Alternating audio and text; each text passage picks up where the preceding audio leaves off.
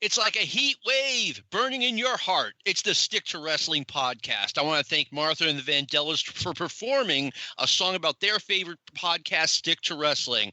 Yeah, there are some good wrestling podcasts out there, but are they wicked good? Nah. Give us 60 minutes every week, and perhaps indeed we will give you a raw bone wrestling podcast. And now it is that time where I bring on my convivial co-host, Sean Goodwin. Sean, let us have the conviviality begin. It seems fruitless to have to do this every week because it just seems so simple that you should be signing up to the Facebook page right now. Yes. But because if you did last week, then you would have found out who did Bob Backlund beat 40 years ago today. Where the hell is Moldova, and who was wrestling there in 1910? Who is Tokyo Tom, and should you care? There's a Stick to Wrestling drinking game. Who's Johnny West, and why is he so familiar? And is Nick Bockwinkel enough of a miracle worker to save a Monkeys episode? All John's results are YouTube clips, old school videos, clips, and all for free, of course. All for free, of course. And find me on Twitter. Just look up John McAdam. You got the wrestling fighting picture, and follow me on Twitter. Our own Sean Goodwin does not follow me on Twitter, so y'all got to make up for that by helping me on my march to 1 million followers. Sean, I want to ask you something really quick. Did I ever tell you how you got you became the convivial co-host? No. Well, one of my favorite episodes of The Sopranos was an Artie episode. Now, you're all saying that's impossible, but it was. Artie was in his restaurant thinking he's the most charming guy in the world, hanging out with the patrons at their table. And his wife told him to knock it off. She said, Artie, people come here to talk to each other, not to you. And he pulls out an article from the New Jersey Newark Ledger, and it reviewed the restaurant, and it said the convivial host Arthur Bucco. And I remembered that, and that's how you became the convivial co-host. I try. Yeah, you do good at it. Before we get to the meat of the show, I've got one other thing to address. We don't ask a lot from the Stick to Wrestling Army, but here's what happened. Some dickless piece of shit, I'm pretty sure he's the one that keyed Vinny Vega's car, also is keying our show by leaving negative reviews on the show in as many platforms as possible. Now, if someone listens to this show and they don't like it, fine, give it a negative review. Hey, I've criticized other people's work at times in my life. But this person came right out, I don't know who it is, obviously he can be as anonymous as he wants, says, well, I've never listened to this show, but if it's part of Arcadian Vanguard Network, it must suck. So screw this guy. Let's all please push back. Leave Stick to Wrestling 5 stars, only if you think it merits 5 stars on as many platforms as possible. And you know what? Do me a favor, too. Cheat and get your friends to do this, because obviously there are no rules in this old west of an internet. But having said that, we are going to continue from last week with our Pro Wrestling Illustrated Review Awards from 1979. And I would once again like to bring on and thank Thomas Bane for participating with us. Thomas, how are you this week? I'm fantastic, John. Thank you guys for having me on once again. Hey, no problem. It's always a great show when we have you on. So, picking up where we left off, moving right along, Pro Wrestling Illustrated had their top 4 heels of the year is what this basically is, the most hated wrestler. Number 1 was Greg Valentine. Number 2 was Terry Funk. Number 3 was Ken Patera. And number 4 was Ivan Koloff. Thomas, your thoughts on their top 4? I like the top 4 in a different order, however. I would actually combine, since they worked so much together, Ole and Ivan. And I would put Valentine at 1 and Ole and Ivan number 2. That's kind of a cop-out right there, but ultimately I think most of their heel work was done together, and then I would go down Funk 3, Patera 4. All right, I could see that one. Sean, your thoughts? Well, what's probably another drinking game. Down one, kids. What probably led to Koloff being here was not just his Georgia work, but didn't he have a heel run against Backlund? It was, yes, it was, most of it was in 1978, but Okay. he still had some flagging matches left over, but most of his work was in Georgia. Like Thomas, I like this list too. The only thing people I thought who deserved consideration, the one thing is, I guess Terry Funk for the his involvement in the Rhodes title situation is why he's here, right? I mean, not only that, he had a great run with in Florida. Excuse me, I was in the middle of drinking my Diet Coke. Sorry. No, you couldn't know that one. Yeah, it had probably like the highlight of the whole thing was him breaking Dusty's arm, but like he had a great overall run there. I would say other guys I think could get consideration here is Pat Patterson had a great year. I agree with that, but I would say that Patterson's face turn almost negates the heel run that he had, because I considered him in my top 4 as well, Sean. Yeah. Like I said, I don't know where I put these guys, but these are guys who just should be brought up. Gino Hernandez had a good year, as you brought up last week. And here's another one, Paul Jones. Paul Jones, my number 2. Yeah, this was really his last great year in the ring. Yeah, well, I mean, he never really was a great manager, but I mean, this was, and he was always a much more natural heel than he was a face. You know what? The more I think about that, the more correct you are. I'm a little bit critical. I mean, PWI, Greg Valentine got the big angle where he broke Chief Jay Strongbow's leg, and I'm sure that's the main thing that brought him up to their number 1. My top 5, to no one's surprise, Terry Funk is number 1. I thought he had a phenomenal run in Florida, not only against Dusty Rhodes, but then he had a great feud with Manny Fernandez.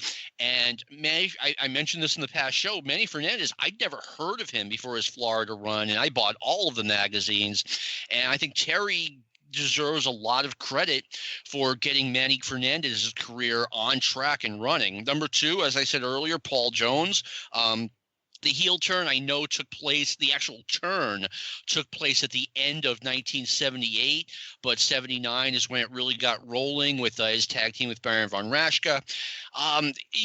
To me, I've said this before, his turn to me was shocking, and this is as someone who had never actually seen Paul Jones, just seen him in the magazines, and I never saw that one coming. Number 3, I have Ole Anderson. This is why, you know what, when 3 heads are better than 1, it should be Ole Anderson and Ivan Koloff, because they totally operated as a unit in Georgia. Number 4, I had Pat Patterson. His turn didn't take place until I want to say December 1979, and I don't think I got to see it until early 1980 because, the Boston TV was so far behind. But, I mean, he had such a great run in the WWF. The feuds with Backlund against Dibiase. He had kind of a regional feud here in Boston against Bruno Sammartino.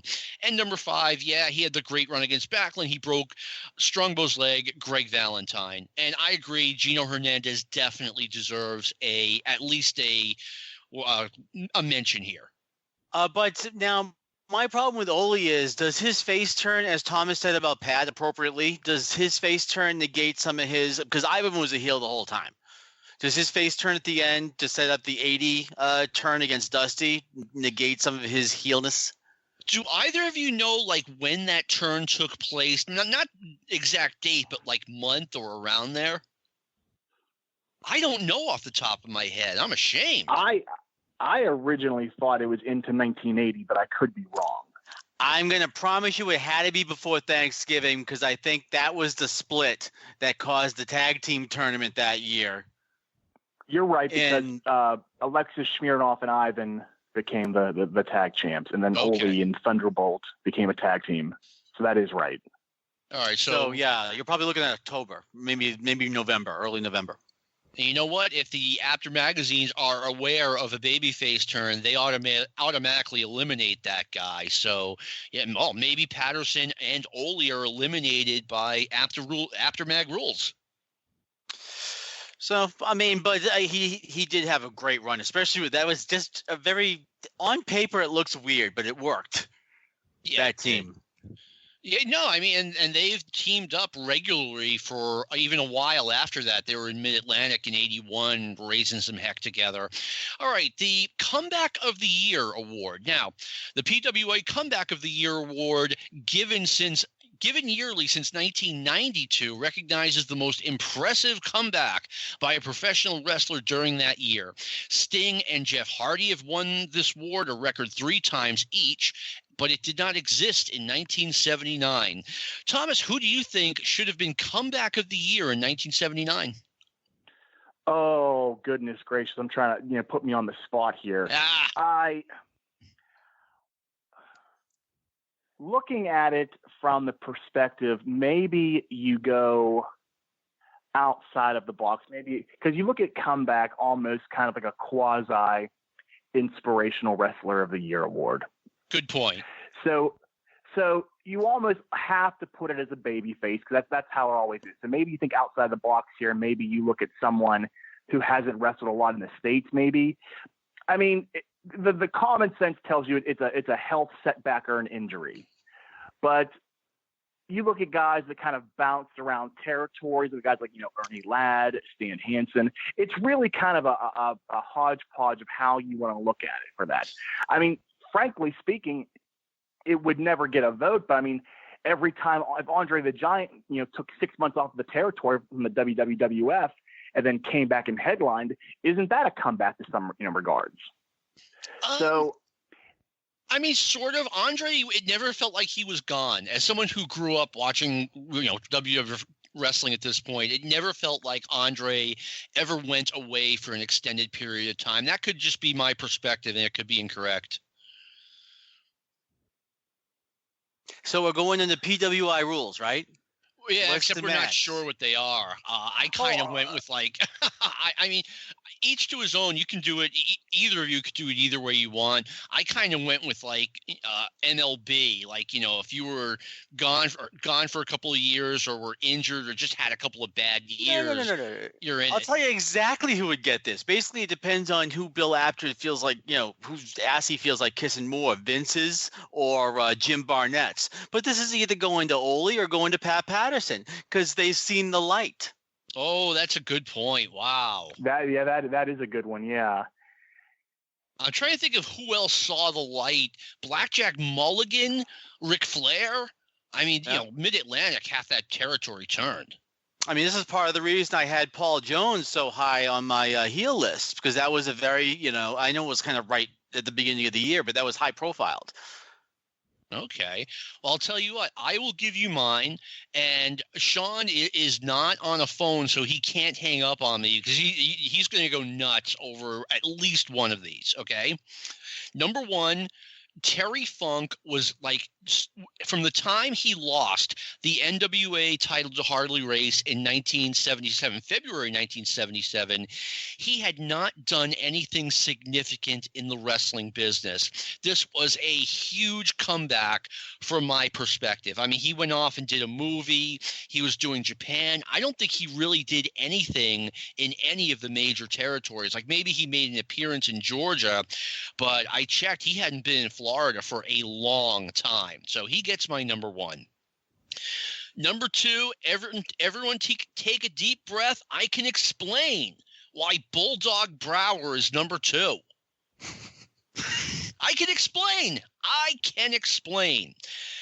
He was gone from wrestling since like 1976. He had not done anything at all remotely major. I mean, maybe he wrestled the undercard in Toronto or Detroit or something like that. And now he's back after getting reinstated by Lou Albano, who hired some quack to say, oh, yeah, he's mentally stable. Let him in the ring. That was the storyline anyway. And again, he's headlining throughout the Northeast. I'm not saying it should have happened, but it happened. Apter Mags treated wrestling as a shoot. Number three, the Valiant Brothers. had a big run in the WWF after being kind of on a milk carton for 2 or 3 years. Yeah, they did some stuff in Florida and in the WWA, but they were nothing compared to what they were in 74 and 75. They didn't replicate that success, as we discussed last week, but hey, it gets a number 3. Number 4, Jim Garvin was a guy who at a very young age seemed to have disappeared from the wrestling business. He had been part of the Garvin's tag team in like 74, 75, little into 76, and that was kind of the last we heard of him. And then he gets a big break, winning the Florida title as Killer Carl Cox's protege. Number 5, Blackjack Lanza had medium success in the AWA. Sure, he was their tag team champion in 76, a little into 77, but he wasn't doing anything for a couple of years, and then he comes back and is the lead heel in Georgia, or at least he's the Georgia heavyweight champion. So there's my top 5. I would say maybe who else? Maybe Tommy Rich, because he has the big face run after that. Yeah, you know what? Bob Brown doesn't bother me, because whenever you say Bob Brown, the first place my mind goes, I just shut off what you're saying and I go right to Bob Geigel giving his tributes on that. You know, they asked him to give a tribute to his dear friend Bob Brown, who had passed, and he basically says, "Yeah, we used to have him over for Thanksgiving. The wife hated him, the kids hated him, the dog hated him, the neighbors hated him. He's all right." That's great. I said it's a different guy, though. I said Bulldog Brower. Oh, Brown, just as bad. I still got to tell the Brown story anyway. Okay, good point. All right. Any other feedback on the PWI Comeback of the Year award from you guys? Yes, it was much celebration in North Attleboro when Brower was considered. Oh, yeah, even more so when Witchy's burned down. We didn't have to look at him anymore. All right. The PWI Most Improved Wrestler of the Year. I want to say this was like the second year they had this. And I had this in front of me a week ago, and of course I don't have it, but it's kind of a new award. Theirs, number 1 was Tommy Rich. Number 2 was Eddie Mansfield. Number 3 was Kevin Von Erich, and number 4 was Ted DiBiase. I turn it over to you, Mr. Thomas Bane. Well, I think Tommy Rich is a good number 1 there. I really don't see Eddie Mansfield in that top 4. Perhaps, he could be. Kevin Von Erich and Ted DiBiase. DiBiase's in the top 4 for me, but Kevin Von Erich, it's kind of hard to say someone is most improved when they start out on the top of the card. Yeah. How do you improve from there, unless you're the world champion? One person that I'll put on here for 79 is Hulk Hogan, actually. Hogan coming in, starting out the year in Georgia, did a little bit of Memphis in 78, came to the WWF in late 79 and was an absolute monster. I think, to me, it goes Rich, it goes Hulk Hogan, it goes DiBiase. I put DiBiase 3 because for some reason, like, it didn't just click with me. It seemed like, he was booked strong, but he wasn't booked that strong. I don't think he really hit his stride until 1980. And these are awards with benefit of hindsight that you really shouldn't win twice. You know what I mean? You can't really be the most improved person, 2 years in a row or 2 out of 3 years. So DiBiase I have as a third. Number 4, I actually put Jim Brunzell on there. Brunzell really kind of hit his stride from 78 to 79, was working more with Vern in 6-man to the top of the card, where Vern was kind of winding down, and they were kind of trying to give Greg the rub, but, Jim was, kind of a collateral damage, so to speak, on that, but he ultimately benefited from it and leaped into the ability of it. I actually really, Jim Brunzell is a really strong choice. Yes. Got a couple of things to say about some of the wrestlers that have been mentioned. Eddie Mansfield, believe it or not, was a really talented wrestler. I think if he had, I'm not going to say had his head screwed on straight, but he made some mistakes in the business. And clearly Eddie is known for something way different than his in-ring wrestling ability, but he could talk, he had charisma, he had a look. He was kind of doing the whole Ric Flair thing all over again, which only so many guys are going to get over with that, but I thought he had talent.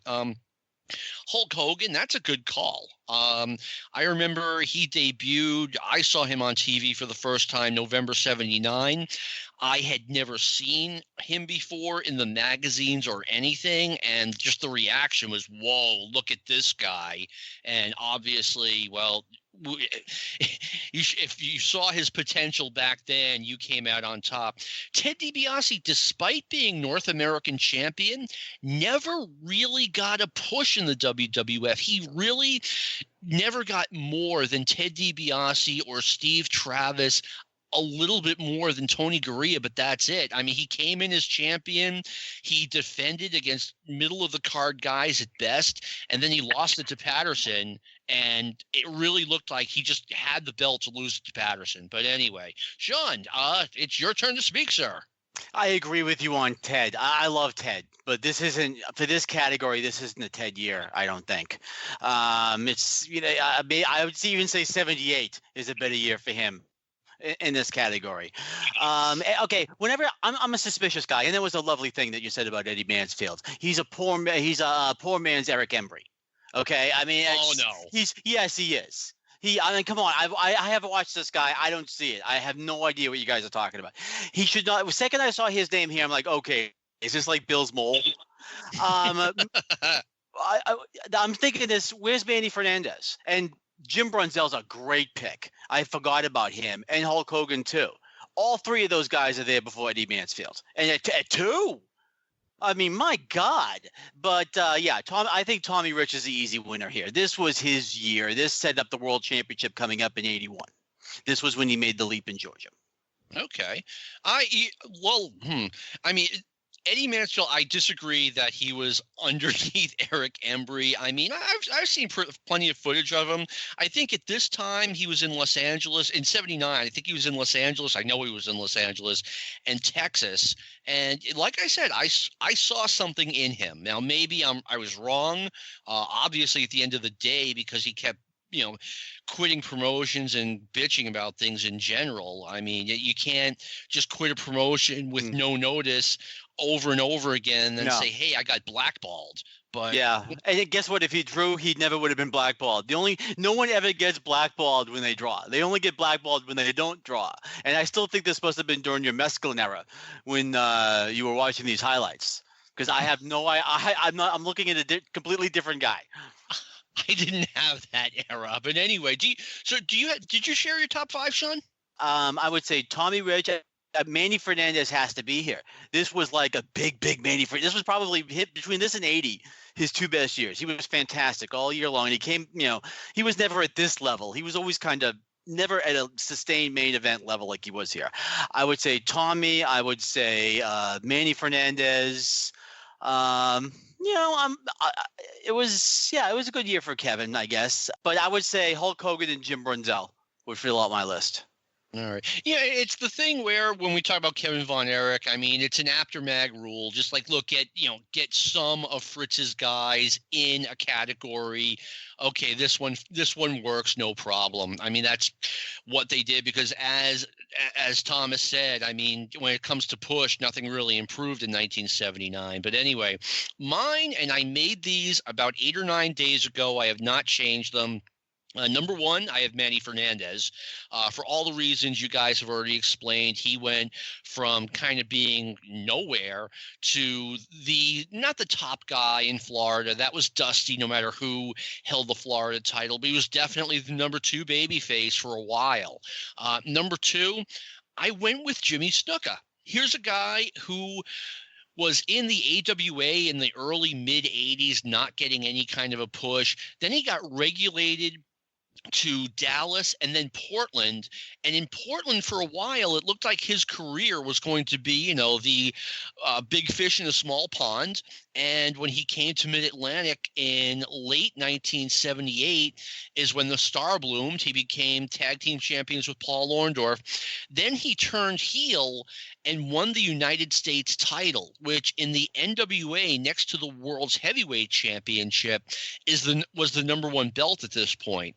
So he's got he's wearing a title that Ric Flair, Ricky Steamboat, Paul Jones, Wahoo McDaniel, etc., had worn over the years. So I went with him number 2. Tommy Rich number 3. You guys are correct that he went from being a potential star end of 78 to a star by the end of 1979. Number 4, I went with Tito Santana. He was a kind of a mid-card guy in Amarillo, and he got a new name and a big push in the WWF. Sure, he was the number 2 guy in the tag team behind Ivan Putski, but that is a sweet spot to be in. And number 5, I went with Greg Valentine because to me, he seemed to make the leap from, a star in Mid-Atlantic, Ric Flair's he was Robin to Ric Flair's Batman as heels, to a top guy who main evented Madison Square Garden twice, had a memorable run against Backlund. Yeah, he had the feud with Strongbow. By the end of 79, I'm looking at Greg Valentine as a potential NWA champion, which I didn't see him as a year ago. Any thoughts from you guys? I was going to say, Snuka's a good one, too. I wasn't sure because didn't he have a big year in 78 as well? Snuka? Yeah.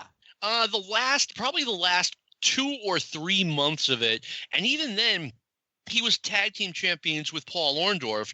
Yeah, that's a nice spot, but it's not the number 1 guy, which he was at the end of the year. Yeah, so he's also a good. Yeah, I don't know. Still with Tito, you're like that's a good spot, but I got other guys. I mean, he deserves consideration. He's a very good honorable mention, but it's not the leap that Manny Fernandez made or Tommy Rich. No, I mean that's why I have number 4. And you know what? You guys are probably right. Jim Brunzell might have been a better pick there. What about Mass Superstar in 79? Let me think. I mean, he transitioned from big-time heel in the Mid-Atlantic area, but clearly a step behind Flair, Valentine, Mulligan, probably a couple of other guys, to the number 1 or close to it guy in Georgia. So that's a good pick. Again, he was also one I wasn't sure about because he had a run in JCP before this, didn't he? Yes, he did. So, I mean, I think that's where I would have put him. I think that was when did he change? He would have gone from the Mongol to that character. In like late 76, early 77, that happened. Yeah, so that's where I would have put him if I was going to put him on this list. Okay. A little bit more about Snuka. I mean, it's more than just, okay, he went from the Portland guy to United States champion. It's like he found himself with that heel gimmick. I mean, you look at Snuka in 77, 78, you're like, that's cute, whatever. And now you've got this savage-looking dude in 79 who's all gassed up, and he looks like someone who collects for a pimp. And, oh, no, yeah. Jimmy with the boots made all the difference in the world. You know the match is going to be about 3 times better if you see the boots on, and if you have the cowboy hat, forget about it. Yeah, exactly. You're in for a classic. I mean, there's plenty of guys you could really make sound arguments for as opposed to comeback of the year. I think you could reasonably put Larry Zbyszko on there. You could tell by late 79 once they transitioned the tag belts off of him, they had plans for him. One that I actually debated between Brunzell was Hussein Arab, which is the Iron Sheik. That's actually a good pick because he went from, again, being kind of a nobody in Texas and Portland to, I mean, he main evented Madison Square Garden against Bob Backlund. So a lot of guys had good 79s, like, wow, I've taken a big step forward from last year. Inspirational Wrestler of the Year. The PWI Inspirational Wrestler of the Year recognizes the most inspirational professional wrestler of the year. I can't believe I just read that. Holy crap. I was in Wiki. Generally, the award is meant to go to a wrestler who overcomes great odds to achieve success in the ring, although it has been awarded to wrestlers who have overcome real life hardships and struggles. Yeah. Their top 4. Chief Jay Strongbow's number 1. Ric Flair is number 2. Mr. Wrestling 2 is number 3. And Dusty Rhodes is number 4. Thomas, give us yours. Now, this award sucks, first of all. I just want to preface that. We need to begin here.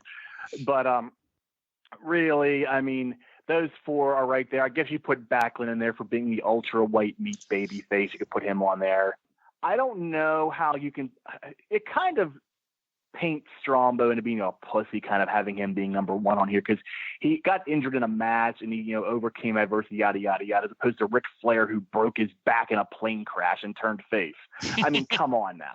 So I would take Strongbow off of here. I would just do pick out of a hat, Flair 1, and then hell, Dusty 2, Backlund 3. Whoever you wanted, somebody from Texas or the AWA 4, because this award, I absolutely, this is the most pointless award in the PWI annals. It just irritates me to no end. I wish I had taken your slant on this because I spent way too much time figuring out who amongst these professional wrestlers was the most inspiring. Oh my God. I should have just did what Thomas did. All right, Sean, your thoughts on the PWI top 4, and give us yours if you got them. If we got to do this kayfabe, then this would be Chief Jay's 7th consecutive year winning this award. Because he would have won it when Spiro Arion ripped out his little headset, his little his nice little costume he had going on, or you could have had when Peter Maivia messed him up, or you could have had. I mean, pick one. It happens Valiant. once a year. Valiant. I mean, it happens all the time. So Maivia, yeah. Yeah, that's not So that's just to emphasize the ridiculousness, as Thomas was saying, of this award. Mad Dog Vachon. My number 5. Well, I think Mad Dog Vachon, I think, again, you're going by PWI rules again. So, because with heroic music in the background, Ole saw the light. And so did Pat Patterson. So those two are going to be in the list, too. I would say probably, again, it depends on who Bill's trying to impress more, Jim or Vince, about which one wins it. Okay, all right. Here's mine. I went with Chief Jay Strongbow because he overcame a potential career-ending injury. Category. No, Strongbow overcame in kayfabe a potential career-threatening injury. Number 2, I went with Dusty Rhodes because of the broken arm angle, even though he wasn't out for a while. Then it got difficult. I went with Mr. Wrestling 2 because, this guy's not old. He's cryptic. Greg Gagne, number 4, because he overcame his size issues. And number 5, Mad Dog Vachon. He turned, and he's getting older, but he's hanging in there. Like I said, I just should have gone Thomas's way. I guess if I had to put a 5th on here, which I don't, but I'll just do it for the sake of the podcast, I would probably put Gorilla Monsoon in there for his mild comeback in late 79, going from semi-retirement to kind of headlining B-Towns, leading up to his retirement match with Patera in 80. So there's your 5. All right. From now on, this is the most inspiring pro wrestling podcast out there. That's going to be part of the new tag because it's so ridiculous. All right. Yeah, like I said, I took way too much time trying to think of guys to cram in there. But anyway, let me see. I lost my place because I was writing that down. All right. This one, we don't have them numbered. Pro Wrestling Illustrated Rookie of the Year. Another impossible task because I have no idea what their definition of Rookie of the Year is. Let me give you an example. They had Sweet Brown Sugar as number 1. He was number 3 as Skip Young just 2 years ago, and Ray Charles could tell this is Skip Young. Number 2, Steve Travis. I don't know if he had been in the ring before 1979 or when he debuted, but he was billed as Rookie of the Year in WWF, so I guess that helps. Number 3, Brian St. John, another guy I'd never heard of, so who knows? Maybe he really was a rookie. And number 4, Eddie Gilbert, who I think really was a rookie. I know he was a rookie in 79. I know he started wrestling then. Thomas, your thoughts? Maybe give us your Rookie of the Year and tell us what you think of PWI's top 4. Well, Rookie of the Year is very subjective too, as Gorilla Monsoon once called Carlos Colon in 1993 this youngster. So we can really shake that as we see it here. I do like Eddie Gilbert at number 1 because I try to keep it as strictly on the books as possible by rookie because I have no idea what the hell PWI considers a rookie. If you're by that surname in the magazine, I guess you're kind of SOL. But I do like Eddie Gilbert there because I can kind of verify that he's a rookie. After that, it's kind of, is he, isn't he, whatever it is.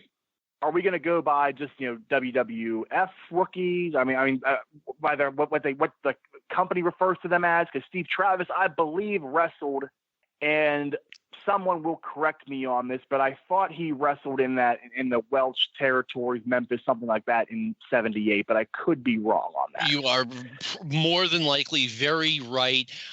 Did Steve Travis have enough at-bats in 1978 to qualify as Rookie of the Year in '79? Like, that's the thing. I have no idea what the criteria is. I mean, at this point in time, I can go Eddie Gilbert here. I mean, I'm not sure when Stan Lane started. Stan Lane would be up there. Brian St. John, which is kind of cheating because St. John and Lane were a tag team, which you can actually see a video, I believe, Sean posted on the Stick Wrestling Facebook page. But they were a pretty good tag team in '79. But I don't know if Lane kind of fell into that or not. Moving forward there, I'm just going to go ahead and bypass and defer to Sean here because I really couldn't say what's a rookie and what's not a rookie. I could sit here all night speculating. Well, Sean, it's been kicked to you. Are you there? Yes. Tell us what you think of PWIs and maybe give us yours. The Rookie of the Year? Yes, sir. Eddie Gilbert is mine. Because here's my problem. And you know how they do this with these guys is that I guess Skip Young's as good as anybody, but the guy who wins the Rookie of the Year ends up being like a 4-year pro. It's basically the first time he gets any attention anywhere. Yes. So that kind of combines into a bunch of other categories, as opposed to the Wrestling Observer, where you would basically in that case it's actually a rookie. So I have no idea what they're considering a rookie here. So yeah, why not Skip Young? But if I have to pick like a legit, I think this was Eddie Gilbert's first full-time year. I think it was not only was his first full-time year. I'm pretty sure he had his first match in '79. And he was a significant performer. I mean, he had a very good tag team with his father, and they had it wasn't a main event feud, but it was a hot feud with the Waynes. Yes. A little kind of a father-son kind of thing. So if I'm going to pick a Rookie of the Year, I'd say Eddie Gilbert. Aside of that, how long has Skip Young been in the business at this point? Oh, I think he's been in since '76 at least. Okay, so we're basically in his 4th year. So we're going to give it the rookie here. And I think Tommy won it Tommy won it the year before, which would have been his 3rd or 4th year. So how about Brian St. John? Is he a legit?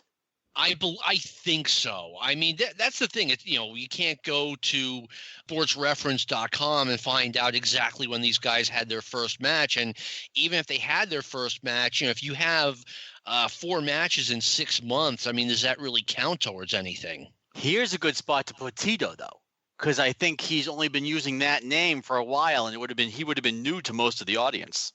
I agree with you. I mean, here's how I did it, okay? I looked at it, and I think this is how the Apter Mags looked at it. If you made your debut in a major wrestling promotion that in '79, then you're a rookie. And they're looking at some of the other wrestling promotions that don't get as much coverage in the Apter Mags, whether this is fair or not, as kind of like AAA wrestling. So once you reach the majors, you're no longer playing for the Pawtucket Red Sox. Now you're playing for the Boston Red Sox. It seemed like that's how they did it. So that's how I based it on. So I had never heard of any of these guys before January 1st, 1979. That's how I did it. Number 1, we've talked about him a lot already, Manny Fernandez. Number 2, Tito Santana. Number 3, Steve Travis, who actually got a really strong push the first, maybe 2.5 months into his WWF run. And then all of a sudden, out of nowhere, they just poured ice water on him. They had him go to a draw on TV, I think, against Baron Mikel Cicluna, which tells your audience that, hey, this guy's not a star. Number 4, I went with the tag team of Brian St. John and Stan Lane. Number 5, I went with Eddie Gilbert. I think technically I could have gone with Sweet Brown Sugar, but even, the first time I saw Sweet Brown Sugar in a magazine, I'm like, okay, that's Skip Young. He doesn't get Rookie of the Year. That's just not fair. He has a very distinct body type. He's missing an eye. Oh, yeah. But I mean, he's not a guy who like a Dusty thing where you're going to hide him with a mask. I mean, you know it's him. Actually, you know what? You're right. I mean, he could be fine. Both of his eyes would be fine. And I would still totally know that was Skip Young. Go ahead, Thomas. If we're going into big time wrestling, this is a question I posed to you guys. When was Bad News Allen's first run in America, not Stampede, but in America in the WWF in '79? As far as I know, yes. And listen to this. I saw Bad News Allen, is what they called him, had one of the weirdest runs I've ever seen. He did not appear on Championship Wrestling ever. He appeared on All-Star Wrestling, which was clearly the B show. I mean, it was probably more of a C show than a B show. He was managed by Fred Blassie sometimes. But wait, I saw him lose by pinfall to Frank Williams at Jack Ritchie Sports Arena in North Attleboro. I am not making that up. Friend of the show, Jamie Ward, also saw Bad News Allen lose to Frank Williams. I think he said at the Philadelphia Spectrum. It might have been a spot show, but like two of us have seen a guy managed by Fred Blassie on occasion during this run lose to Frank Williams. So it's definitely a trippy ride for this guy at this point. Now he had to be on his way back to Canada at that point, and just gave his notice, and they just had him job to Frankie on the way out, because he was given a like a Steve Travis level push almost when he first came into WWF. Yeah, he was, and he was managed by Blassie, so right there he's got some cred. Well, also he's not going to Canada, I don't think. I think he's going to Los Angeles, where he's about to have a pretty good tag team with Leroy Brown.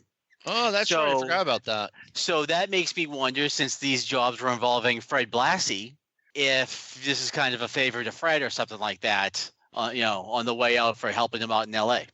It also might have been a New Japan thing. Just thought of that. Two guys who really did debut in 1979 but did absolutely nothing, so they wouldn't warrant any vote, was Jim Duggan, who was just a TV job guy for the WWF, and Kerry Von Erich's best friend, Brian Adidas. Oh, that's right. I just thought of someone else who might have really debuted. It went in my head and out.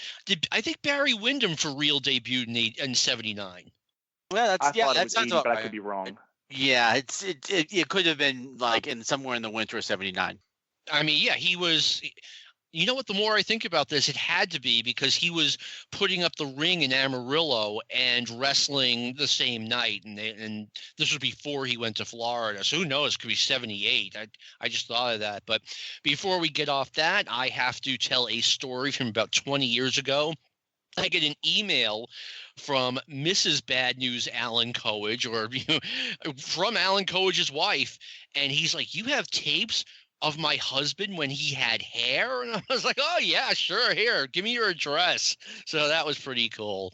All right, now this one's painful. Manager of the Year. Wait a minute. What about the Stanley Weston Award? Oh, we're gonna skip that. I don't even know how to criterialize this. Do you have something you want to throw in for that? Yeah, you just pick an old guy. I would just say Chris Taylor died. Well, I mean, I was thinking Pat O'Connor. I mean, this seems like an award that Pat O'Connor could win like every year at this point. I mean, his last match was at the Mushnick retirement show, which was January 1st, 1982. So I kind of hold off on Pat O'Connor, who I absolutely love, by the way. What a worker he was. Then we can give it to Stanley Weston. Well, he's got to die first. He didn't get it until he died. Oh, okay. So, well, that was, that shows how ridiculous that award is. So, Manager of the Year. Manager of the Year. Oh, man. Number one, Manager of the Year. And in a way, I can see it because he's Bob Backlund's manager, Arnold Skaaland. But come on. Even as a kid, I knew that, this guy, he really wasn't a manager. Yes, sometimes he came out with Bob and did an interview. I imagined maybe behind the scenes he handled Bob's travel or something like that. This is like my kayfabe version of what Arnold Skaaland does. but he became Bob's manager after he won the belt on his own. And now he just, okay, Bob picks the guy as his manager and he gets manager of the year. I thought it was ridiculous, even as a kid. Number 2 was Captain Lou Albano. Number 3, Buddy Rogers. And number 4, Sir Oliver Humperdinck. Thomas Bane, I hand the floor to you. Now, if we're saying the guy who looks like the manager of a casual restaurant, yeah, I'd say Arnold Skaaland number 1. Very casual. With that 3 buttons down the shirt there, it's pretty. It's always casual at the Garden in the summertime. I would have to go Albano number 1. I think that's pretty much a layup for me anyway. Number 2, even though he didn't really have a memorable year, you can't have this list without Bobby Heenan. I mean, the Georgia run had a lot to be desired for it. I think he had his knees cut out from underneath him there, but I go Heenan 2. I go Humperdinck 3. After that, now we're getting into dicey water here. I would say Fred Blassie 4, even though I'm not exactly enamored with him, and then George Cannon 5. Okay. All right, Sean, your thoughts on the PWI top 4, and then give us yours. Skaaland walked to the ring, took Bob's terry cloth towel, and sometimes sat down in a little steel chair and sometimes walked back. And for that, he gets a plaque. That is, or he rubbed Bob's shoulder when he was crying after he got beaten up again. So, I don't know what, so this is, you can pretty much either mark in Bobby Heenan or Lou Albano at this point every year between like the late 70s into the early 80s, because it's either one of those two, if by any standard, pretty much. One guy, I wrote down a couple of the guys who, it's kind of funny, who they were managing. Hump was managing McGraw, Brown, and Funk in Florida.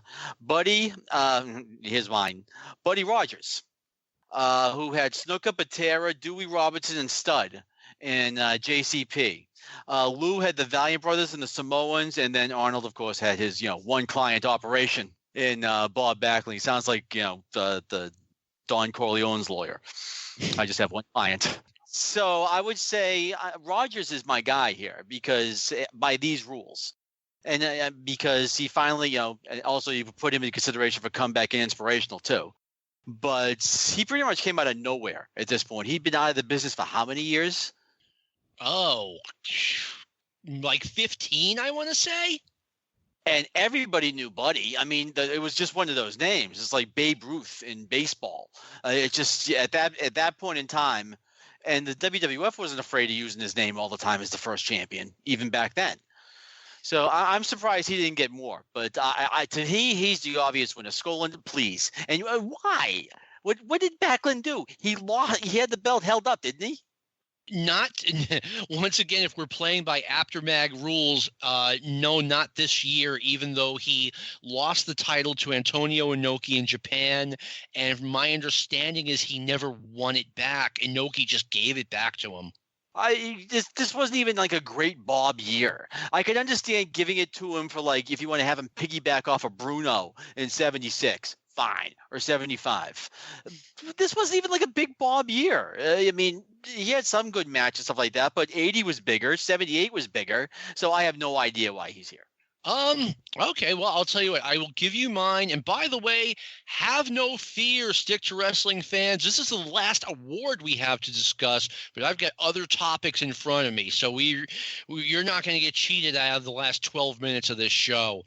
Number 1, I had Bobby Heenan. Why? Because he was, again, in kayfabe, he left a very successful AWA career where he led Nick Bockwinkel to the AWA title, and Bockwinkel still held the title, and he was ambitious enough to go out to Georgia, and he was kind of the lead heel out there for a lot of 79. Yeah, deferring to Koloff and Anderson, of course, but he managed the Georgia champion in Blackjack Lanza. I think Mass Superstar also had the Georgia championship with Heenan as a manager. Killer Carl Cox also got a big push. So he went out and did something way different, and that's why I put him at number 1. Number 2, the Grand Wizard of Wrestling. I had him there because, number 1, he was established, to me at least, as the top manager in the WWF. If you were going to have a top-of-the-line heel come in, a guy like Magnificent Morocco, and he came in 2 years later, you knew he was going to Grand Wizard. Proof in the pudding, Greg Valentine got the push with the Grand Wizard. He had a big run against Backlund, and then a few months later, we had the giant Pat Patterson run. So I went with Wizard number 2. Number 3, Lou Albano. I mean, hey, Brower sucked, but he got the main event in Madison Square Garden. He had the tag teams, of course, with the Valiants. He had Bobby Duncombe near the end of the year. So I went with him, number 3. Number 4, you know what? It could be argued that Sir Oliver Humperdinck maybe could have gone ahead of Lou Albano. I had him at number 4 because he was the lead manager in Florida and he kind of managed anyone. Any final thoughts from either of you gentlemen on Manager of the Year? Well, the fact that they had to send Lou in with Brower is a tribute to Lou, not a negative. I mean, that's what made him possible at MSG, is if you have Lou with him. True. I mean, they tried that a few years later with Bugsy McGraw, and it didn't work, but different place and time. Thomas, any final thoughts from you? I regret that I withheld the Grand Wizard's name from this list, actually. That's my faux pas. And if I could remove, Crybaby Cannon from 5 and put him in there, then, I retract my 5th person on there and put Wizard on there. Yeah, I'd have it 5th. I mean, the only reason I didn't have him higher, Wizard, was because it really wasn't a big Wizard year. He had the main event guys, but he always had the big main event guys. He had bigger years than that. That's why Heenan was a bigger deal, because he tried something different. So that's a good pick for him. I'd still say, but if I'm going by observer rules, I'm giving Heenan or Albano, but I'm using them all the time. If I'm just going by this rule, I just have to put Rogers there because, again, he just came out of nowhere and he has a bunch of main event guys like Snuka. Yeah, I'm looking at my list and I'm scratching my head. Why did I stop at 4? Number 5, I would actually go Gary Hart, who was the lead guy in Dallas and managing Pac Song and Gino Hernandez, etc. All right. This show drops on December 12th, 2019. 30 years ago today was Starrcade 89. And I feel like I'm the only one who liked this show. To the tune of, in the Wrestling Observer, they do the vote for 1989, but it goes from, the year goes from December 1st of one year to December 1st of the other. I voted Starrcade 89 best pay-per-view of 1990 because that's the category it fits under. I liked it then. I liked it now. Thomas, am I wrong? Am I the only one who liked this show? You're the only one amongst us that liked it. I will say this about Starrcade 89. It's really got to be done the right way. You could do it one of two ways. The way they did it, which you had a definitive winner on the tag team side and the single side, which I believe was Sting and the Steiners, correct? Yes. And when you do that, you can either do it the other way, which is a bunch of schmoz. The pay-per-view is a total nightmare. It's worse than it is now. But you in a 4-man round-robin format, you completely bury somebody. And at this point, I believe it was the Samoan SWAT team and Muda who were completely buried. Is that correct? Yes. They were dead in the water. And any hope you had of getting the Samoans over was dead there. Now, you had Muda, who could have turned babyface sometime in 1990, but depending upon who you believe, Gary Hart destroyed that. But any way you cut it, when you have a 4-person singles card and 4 tag teams, the way it's done, someone's not going to lose. They're going to get completely buried and knocked down to the second or third rung of tag teams or singles in that company. And that's what it accomplished. It killed Muda. It killed the Samoans. I don't think it killed Muda or the Samoans. Muda, and I think I've said this on this show before, and if I have, I apologize. He was over, but he was seen in just not the same light as Ric Flair, Sting, and Lex Luger. He was a step behind. I think people felt that way about him coming in, and I think they felt that way about him coming out. I know there was a lot of heat with Gary Hart, and from Gary Hart mostly, that Muda was being used that way. I know that there was talk of Muta turning at one point. I don't know. Sean, you take the floor. Tell us what you thought of Starrcade 89. It's Starrcade. I mean, that's the problem. Yeah. A show that is good for Halloween Havoc is not going to be good for Starrcade. This is part of their problem, is that when Starrcade just became another show, you can say what you want. I'm not saying every WrestleMania was fantastic, but at no point did you ever see Vince half-assing a WrestleMania show. Sometimes he just doesn't have the guns. Sometimes it just, for whatever reason, it's not there. But there's always an effort there. A tournament? This is your biggest show, and you have a tournament for nothing. You had like $1 million, one match for $1 million in 1984. Now you have a round-robin tournament. It's a Starrcade show. They're pissing on their own product. I mean, this was part of their issue right now. This needs to be a bigger show than this. This is a fine pay-per-view in February, but this is your feature show. Yeah, I get it. I mean, you have these guys, competing for funsies. You win Starrcade, and that's all there is to it. And I mean, I agree. And everyone was saying at the time, the November Clash of the Champions should have been Starrcade, and Starrcade should have been a Clash of the Champions. One thing I will say about this show, it got the young talent over. Like Sting, for a little while at least, was the man who won that tournament over Ric Flair, over Lex Luger. The Steiners won that tournament over the Road Warriors, over everyone else. And the Steiners, at this point, I mean, it was the first indication that these guys were going to get pushed hard as a tag team, or pushed hard in general. I mean, Scott was doing jobs on TV middle of 89, and now he's being elevated. You guys will never guess who was originally supposed to be in the tag team to replace the Skyscrapers instead of the SST and get buried. It rhymes with the Midnight Express. Of course, because the first 27 times they buried him wasn't enough. Yeah. We'll do it one more time. I mean, it's like Lucy in the football. No wonder he's so mad. Oh, okay, yeah. You can definitely see why they're all mad about how they were treated, especially the way they performed for them. Oh, I mean, Cornette was had already walked out of the promotion in 89 and came back like 4 or 5 weeks later when he was assured that things were going to get better. And here we are. The Midnights had just turned not even a month ago at that Clash of the Champions. They just turned heel again, and they were going to get buried in this tournament. Thomas, I want to get your thoughts. Well, I'm just glad they bypassed them in the tournament. I mean, and if you really wanted to bury somebody, why not just put the Freebirds in there at that point? Hayes and Garvin. They're not doing anything, and they have enough panache to their name where they could recover from it.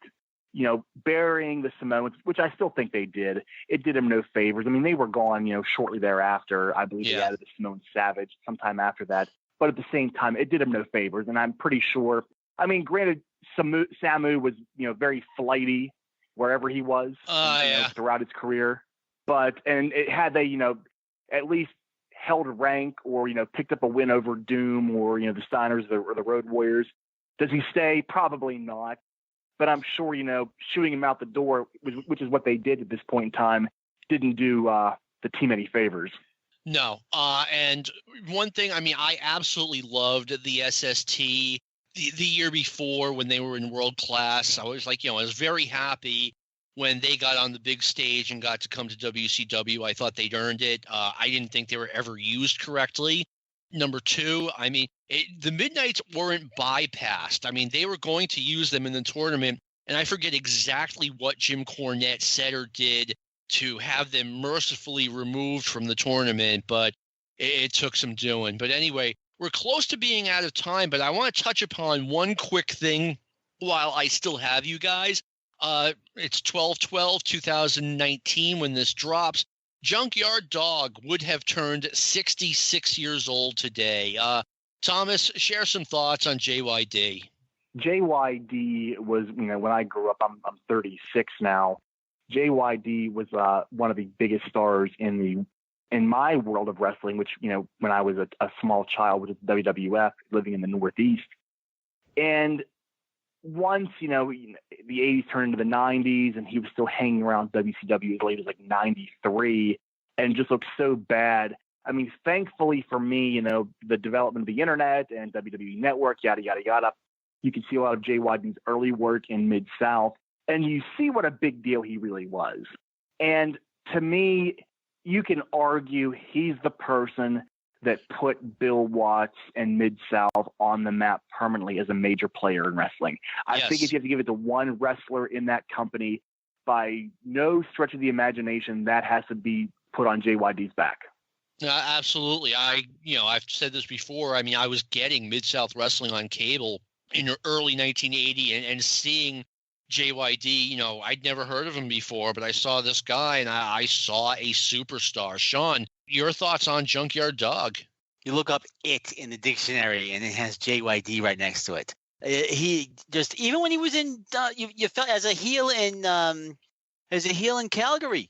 I mean, you could see something special about the guy. But then, of course, you're great when 72 people all take credit for your success.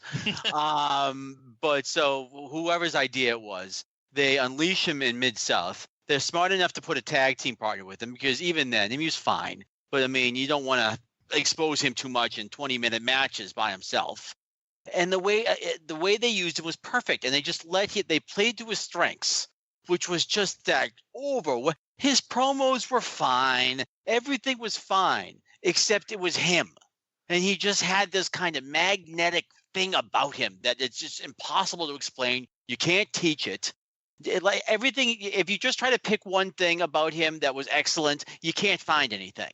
It was just that overwhelming personality that just dragged everything else up. The guy was magic. Yeah, he had the charisma, and believe it or not, early in his careers, his interviews were really, really good. I mean, it's sad what happened to JYD. He got two big pushes, or reasonably big pushes in WCW, one in 89 and one in 90, and both of them were just cringeworthy. And it was kind of sad because the guy didn't have it anymore, but if he didn't fall victim to some of his bad habits, which, that's at least the rumor, then, I mean, as Dave Meltzer said in JYD's obituary, he really could have been part of the Monday Night Wars. That's how excellent he was. Even though he would have been in his early 40s, he still could have had a role. But anyway, we've been on a roll and we've got to get out of here. It's always the fastest hour of my week. Thomas Bane, thank you for taking the time and coming on, man. You were great. Gentlemen, it's always my pleasure, and I'm willing to do this show at a moment's notice about any topic except for 1960s early Japan wrestling. I'm kind of clueless on that, so just go to the next guy. But thank you so much. Because that's coming up, and not really. Anyway, I also want to thank Sean Goodwin for everything he does for this show. He is the convivial co-host. I want to thank Lou Kippelman for being an awesome producer. And this show has been a production of the Arcadian Vanguard Podcast Network. Go Vols, beat Indiana.